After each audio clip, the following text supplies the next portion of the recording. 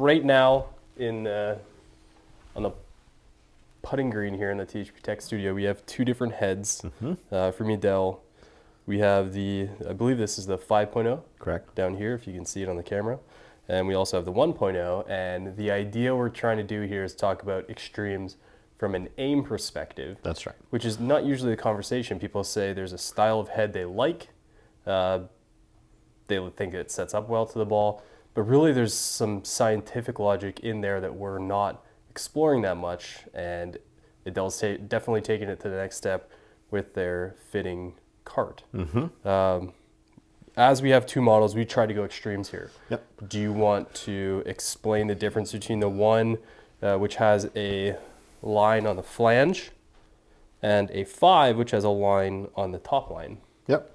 So essentially everybody has their own aim bias, and everybody's a little bit different. And so some people will naturally aim a little further right, and some people will aim naturally a little further left. So with the shape of the putter, kind of at the most macro level, we can turn that aim bias into aiming at the target.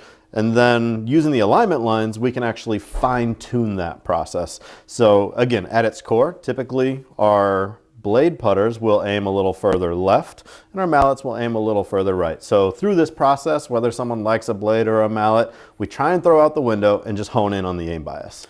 So I think best way to do that, and we have two cameras set up, one showing down the line, one showing the actual putter face from this perspective here. Let's start with the one, as it's a shape I'm traditionally most comfortable with, and then switch to the 5. You have what looks like a little bit of a mirror on here that works with your laser system. And as I set up behind the ball, my goal is to align as best as I can with that target line. Yep, you want to aim at that white puck, which is our hole, 4 1/4 inches wide. And then I'll pull the bullet away, and you can see you're just a hair left of target right here and about 5 inches up. Now 5 inches up, because of the 3 degrees of loft that's on the putter, is ideal.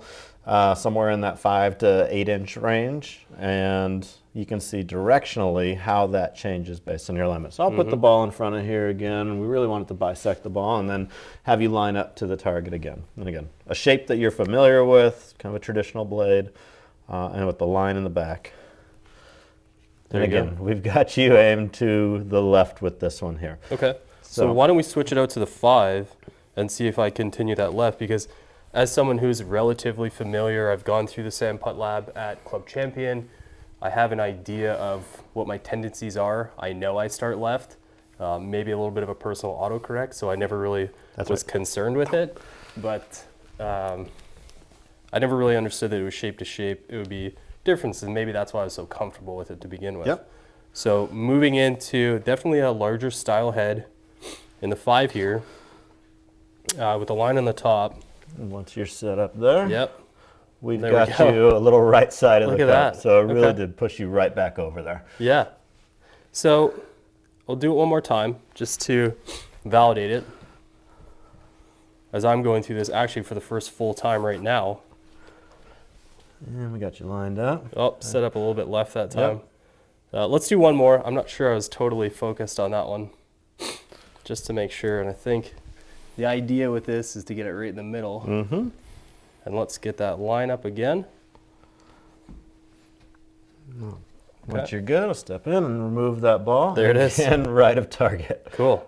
And again, the reason we want to really fine-tune people to the middle of the cup is so you're not making compensatory measures in your stroke. And we talked about this earlier, is you traditionally line up a little bit left with a blade style putter, and then in your stroke you kind of push out to the right. Knowingly a little bit open, yeah. And if you look at a lot of tour players over the years who haven't been fit for aim, they've seen the same thing. They've gotten used to that compensatory measure. And so the more we can get that out of the way, we can focus on the true dynamics of the stroke and try and fine tune that stroke. Okay. So changing it up a little bit, we've determined that I am a creature of habit and stuck on the 1.0, including the fact that it sets up for my stroke pretty well in the way I set up to the ball. What's great about Edel's system is they actually have a number of different plates they can put on top that changes the alignment setup. As you can see right now, we have a blank canvas here. I'm going to line up with the blank canvas, see how close I can get, and then we'll put a couple different lines on, Chris, and see how much of an impact that has. Yep. And I will openly admit that right now I'm a top line guy or a top dot.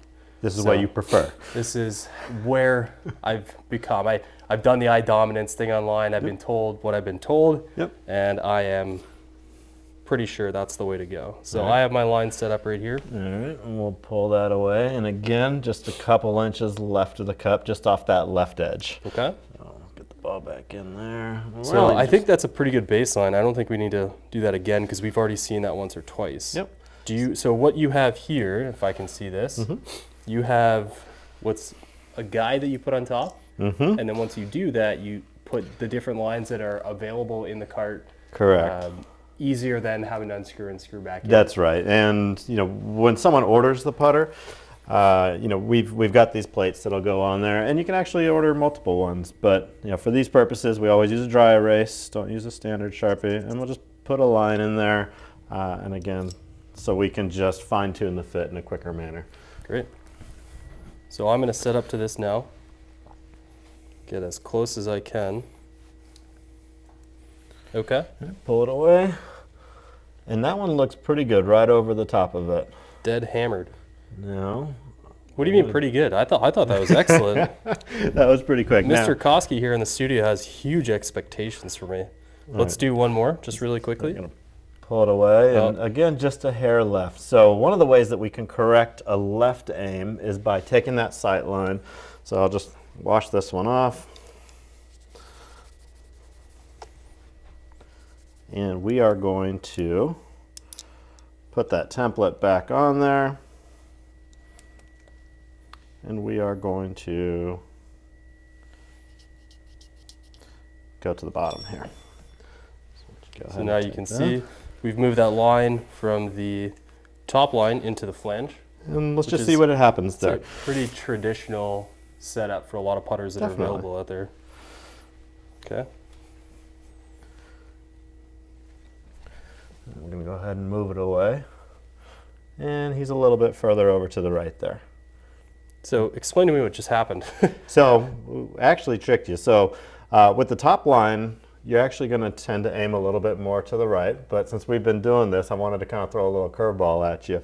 With the bottom line, what will typically happen is it'll go a little bit further to the left. And that's kind of the fine tuning that we can do through the process. So I wonder, it's an imperfect condition that we are mental, and maybe the fact that I've been in such a traditional style, I have the tendency to get that alignment a little bit better, and more or less to say these are the basics, but you need to get into that fitting experience, what suits you best, because it's not like a plug and play kind of concept. And a lot of people through a fit will start what we call chasing the laser, like a cat, and they'll start playing around with it. So sometimes in the fitting, we just throw little curveballs at you to see kind of where that aim goes, because people will try and gamify it from time to time. And so, being able to throw the different lines on there in a quick fashion, we can really fine tune that alignment and get them in the right alignment place. So it looked to me, as soon as I put the top line on there, I was immediately right over my target. That's right. Normally with that setup, I'd probably be a little bit left. I was definitely chasing the laser with the idea of I've got to get this perfect. That's correct. So that's pretty telling in that I'm a creature of habit, and if you were to fit me into, you probably lean that way. Yeah, so with a blade putter, you're aiming a little bit left. By putting the line on the top, we moved you a little bit right back over target. Unbelievable. Right. So there's one other element that we haven't really talked about, because this is purely a single line perspective. What your template allows is you can actually go a little bit wider, and you can have lines that are more external on the actual template itself, so a little bit wider. What kind of golfer would that lean into a fitting? Is that more a visual thing?